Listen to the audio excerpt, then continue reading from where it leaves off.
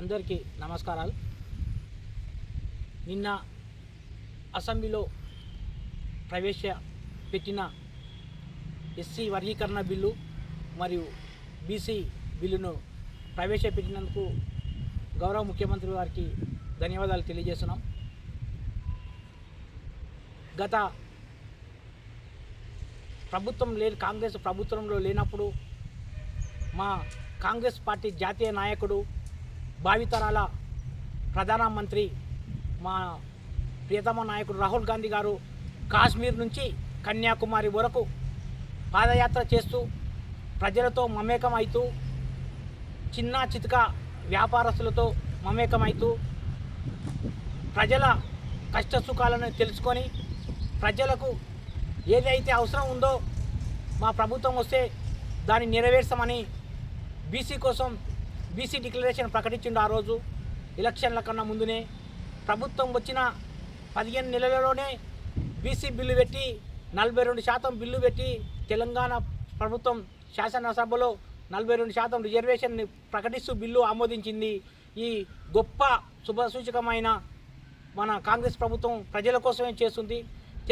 స్వతంత్రం సాధించిన party Congress party, Telangana ఇచ్చిన పార్టీ కాంగ్రెస్ పార్టీ, ప్రజలకు ఇందిరమ్మ ఇళ్లను కల్పించింది కాంగ్రెస్ పార్టీ, రేషన్ కార్డులను ప్రజలకు నిత్యావసరాలు అందుబాటులో ఉండాలి, సరసమైన ధరలకు వచ్చే విధంగా ఉండాలని రేషన్ వ్యవస్థను కనుగొన్నది, తెచ్చింది, వ్యవస్థలోకి తెచ్చింది కాంగ్రెస్ పార్టీ.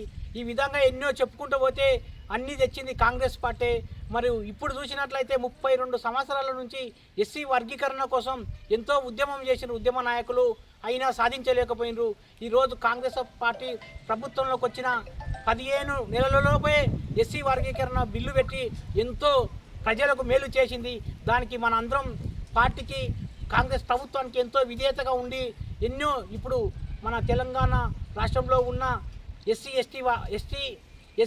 వర్గీకరణ బిల్లు వచ్చినందుకు ఎస్సీ కులస్తులు మరియు ఎస్సీ సామాజిక వర్గం సంబంధించిన వాళ్ళు మరియు బీసీ బంధువులు 42% చేసినందుకు బీసీ బంధువులు అందరూ కూడా ఈ కాంగ్రెస్ పార్టీ ప్రకటించిన దాన్ని నిన్న బిల్లు ఆమోదించిన దానికి ప్రతి గ్రామాన కాంగ్రెస్ నాయకులు కార్యకర్తలు మంచి ఉత్సవం చేసి ప్రజలకు కాంగ్రెస్ పార్టీ ఏ విధంగా మేలు కల్పిస్తుందో తెలియజేయాల్సిన విషయం ఎంతైనా ఉంది.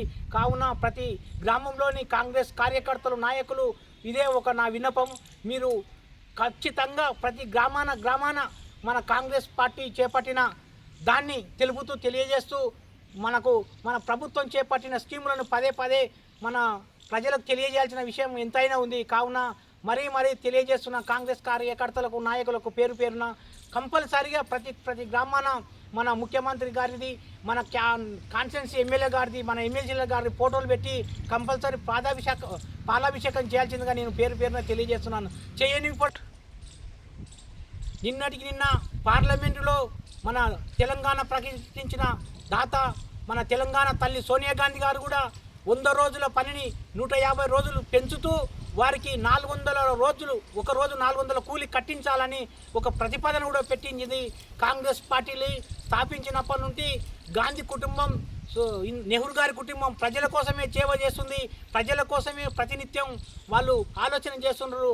ఎంతో గొప్ప మనసు కలిగిన నేతలు మా కాంగ్రెస్ పార్టీ నేతలు.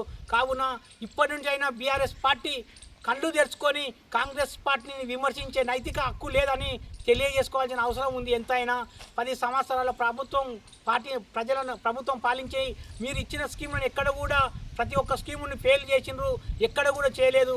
మేము బీసీ బంధు ఇస్తామని డిక్లరేషన్ చేసినాం, 15 నెలల్లోపే బీసీ బంధు ఇచ్చినాం. ఎస్సీ వర్గీకరణ చేసామని ఎక్కడ చెప్పలేదు, అయినా ఏబీసీ వర్గీకరణ చేసినాం. ఈ విధంగా ఎంతో ప్రజల కోసం ప్రతినిత్యం శ్రమిస్తూ ప్రజల కోసమే పాటుపడుతున్న పార్టీ ఏదైనా ఉందంటే అది ఒక్క కాంగ్రెస్ పార్టీ. కావున మీరందరూ కార్యకర్తలు అందరూ కంపల్సరీ గ్రామాన మన కాంగ్రెస్ పార్టీ ప్రకటించిన ఈ బీసీ బిల్లును 42% చేసి కాబట్టి ప్రతి ఒక్క బీసీ ఎంతో గొప్పగా ఆశపడాలి, సంతోషపడాల్సిన విషయం ఉంది. ఎందుకంటే బీసీలకు మన బీసీ రిజర్వేషన్ పెరగాలని ఎన్నో ఉద్యమాలు చేసినాం, ఎన్నో పోరాటాలు చేసినాం, కానీ సాధ్యం కాలేదు. ఇప్పుడు మన తెలంగాణ ముఖ్యమంత్రి యనమల రేవంత్ రెడ్డి గారు 42% బిల్లు పెట్టి దానికి బిల్లు పాస్ చేసింది కాబట్టి దానికి ఎంతో కృతజ్ఞత తెలియజేయాల్సిన అవసరం ఉంది. ఎస్సీ వర్గీకరణ బిల్లు కూడా 32 సంవత్సరాల నుంచి పోరాటం చేస్తే ఈరోజు ఎస్సీ వర్గీకరణ బిల్లు కూడా పెట్టింది. కాబట్టి గ్రామాన ఎస్సీలు కానీ బీసీలు కానీ కాంగ్రెస్ పార్టీకి విధేయులుగా ఉండాల్సిన సమయం ఉన్నది.